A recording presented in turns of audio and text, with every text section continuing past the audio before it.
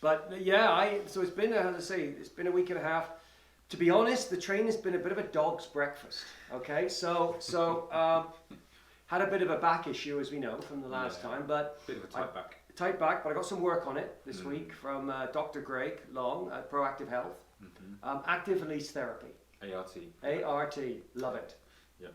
Really good, loosen the back, felt good.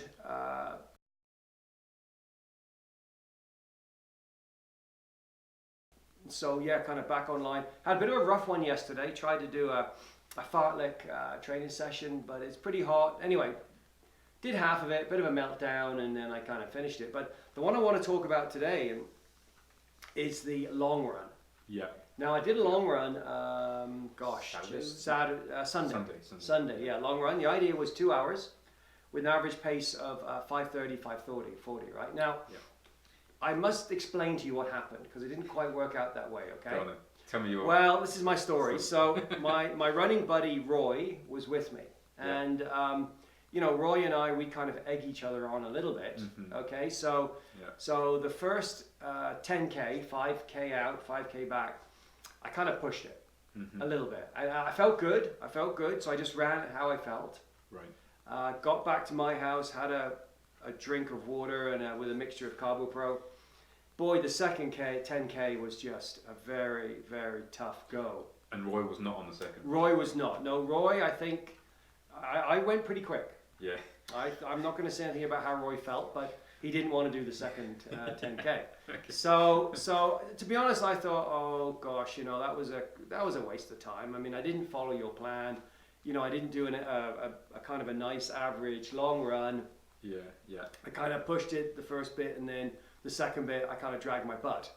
However, talking to you this morning, all was not lost. Right. Correct? Yeah. So maybe just you could review that long run, because I think a lot of us, you know, we go on a training run and maybe it doesn't go the way we feel, or it's you know, we kind of lose our mojo and oh yeah, that was a waste of time.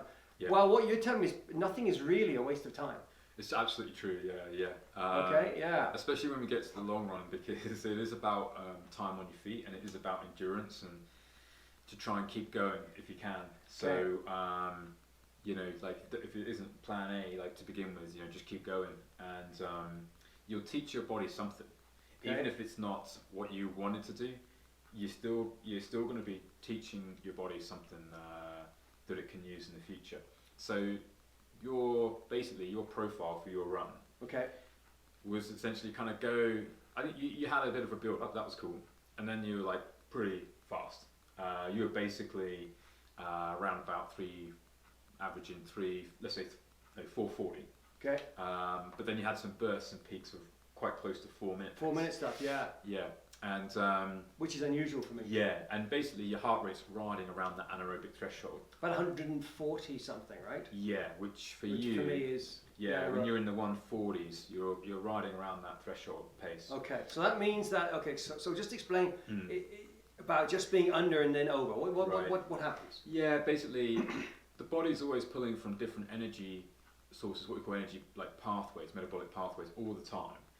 But you have dominant pathways at different levels of work and intensity.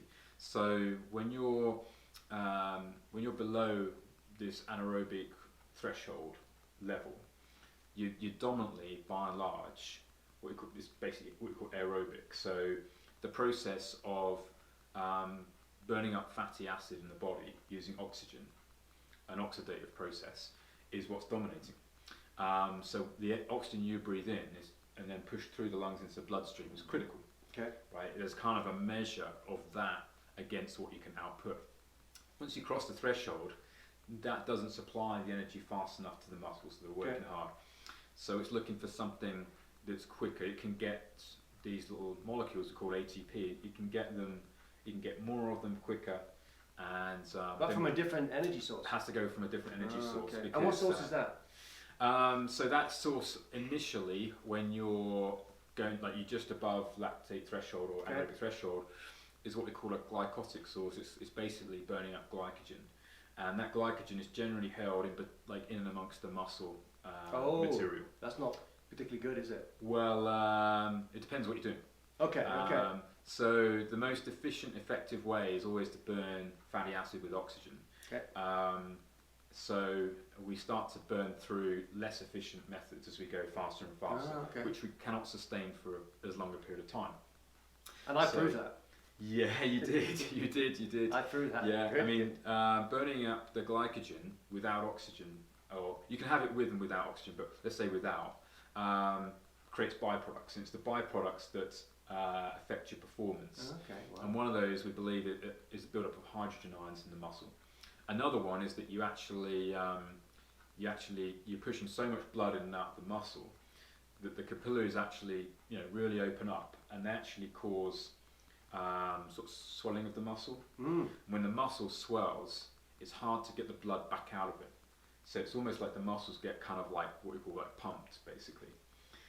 Yeah, it gets complex. Anyway. No.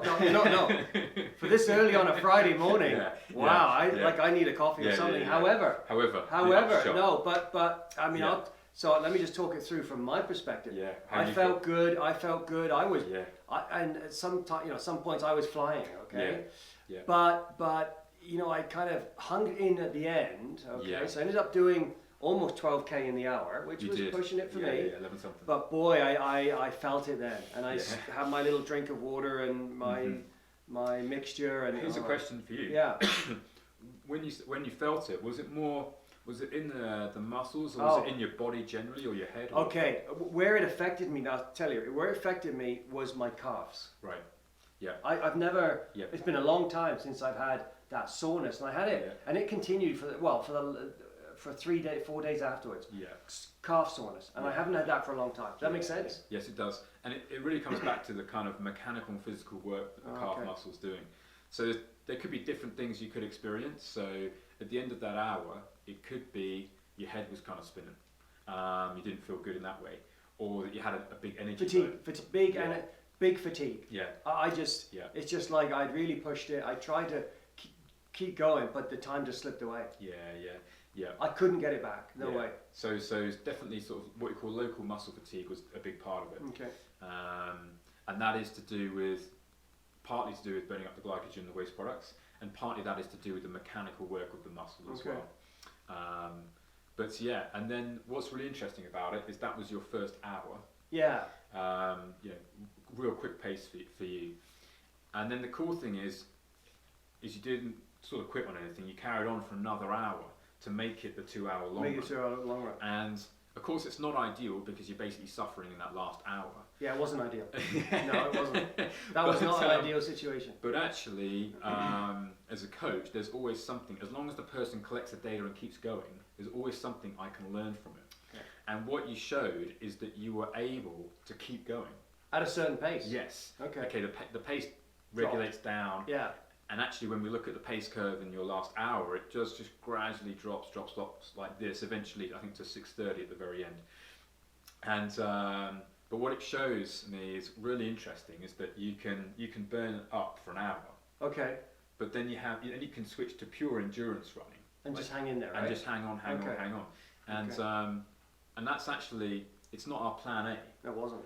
But there's always something, if you keep going, there's always something you can train the body at or teach the body. Okay. And what you've done is you've kind of taught the body, even when I smash you really hard, keep going.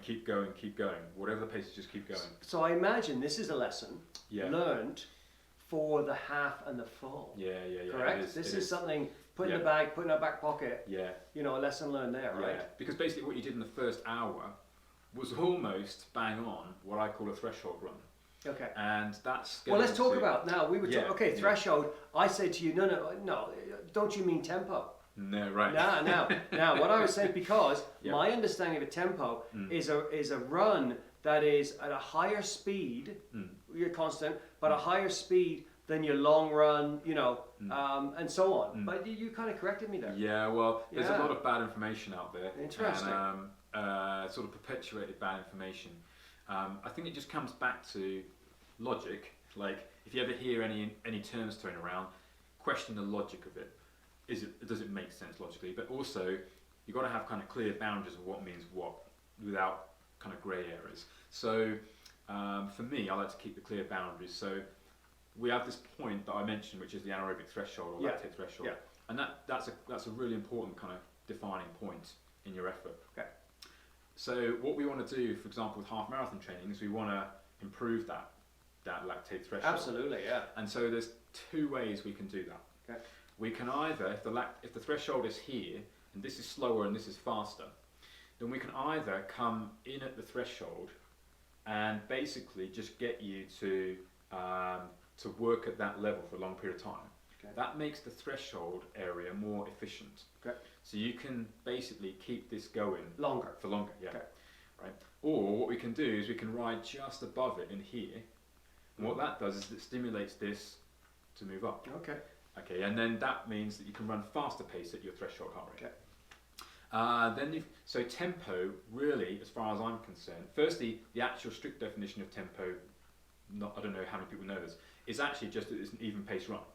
Even pace run, no matter what it is, Yeah. it's an even pace run. Okay. Yeah, Well, so that's the whole sort of point Of a of tempo. why it's called tempo, is that it's an even tempo. So you're not going like this, it's just like hold this. And it's not a particular Right. speed, it's a even. Even pace is the key part of tempo. Where it generally sits in terms of people like me prescribing it, is it's actually pretty much around your marathon. Okay. So it's below this Threshold. Yeah, threshold. Oh, okay. It's That's back from this interesting. threshold. Okay, yeah. So when we start working around the threshold, then I call those threshold runs, and we can either do continuous threshold running, like here, or we can do threshold intervals, which are when we go above, Right. and we go in intervals. We go on, off, on, off. Well, is that the fartleks I've been doing? Fartleks are a type of... Because I'm pushing it. Yes, fartleks are a Well, way... I'm pushing it. Yes. Yes. So they're a different version of interval training, again around the threshold. Okay. Yes, yeah. Okay, some good stuff there. Trust me. No, that's good stuff. But let's get right to the nitty gritty. Let's not mess around. Yeah. In 2 days' time, Yeah. I have a race, 5K. Yes, yeah. Now, so again, let's talk race strategy. Mm-hmm. Okay, what do you want me to go off at? Like 4:30? It's a good question. First K. Should the first K? I keep thinking the first K should be a little slower. Am I correct or not? Or is it adrenaline that's making me go too fast the first K? Right. It depends how well trained you are. So by the time we get towards the end of this year, the idea is you're super well trained. Yeah. And that means that in a 5K, you go from the gun. Okay. Because the race is over too fast. Okay. You can't mess around. You can't say to yourself, well, I'm going to just cruise the first K and see what happens and then look at the watch. Okay. Well, you just lost a fifth of the race. Yeah, fair enough. So, and you rarely get it back later on. Okay. So, but this is only the second 5K. The first one was more of a kind of shakeout. So, potentially in this one, I think we both realistically know you're not going to break this PR. Not this time, no, but I'd like an improvement. Right. Yeah. So my gut feel on it is, we'll have a chat before the race. Okay. But we'll probably go just a fraction slower in the first K. Okay. Just a fraction conservative. Okay. But not much. 4:45. Yeah, something like this. Yeah. Makes sense. Yeah. Okay. But the idea is, if you're having to compromise the first kilometre, that means you haven't done something properly. Well, I was just going to say that. I was just going to say, sure, with my new thinking, right? Because I'm going to do a run and a stretch, I shouldn't even have to think that way. Right.